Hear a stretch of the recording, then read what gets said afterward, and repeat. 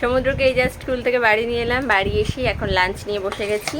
এই যে লাঞ্চে আছে ভাত, ডাল, এখানে আছে শাক ভাজা আর এখানে একটু চিকেন। তো চলো, এটাই আজকে আমাদের দুপুরের লাঞ্চ। সমুদ্রকে ফ্রেশ করে দিয়েছি, এই যে বিছানা এখন বসে আছে, ও একটা গিফট পেয়েছে স্কুল থেকে।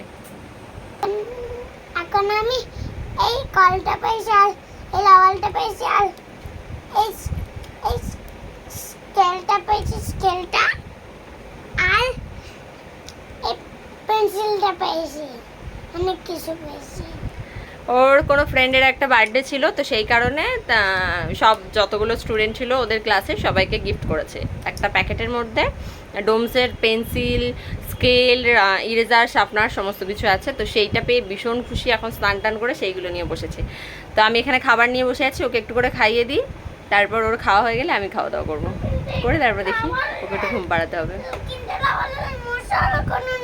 ওখানে মোছার নেই তো, ইরেজার তো আলাদা দিয়েছে।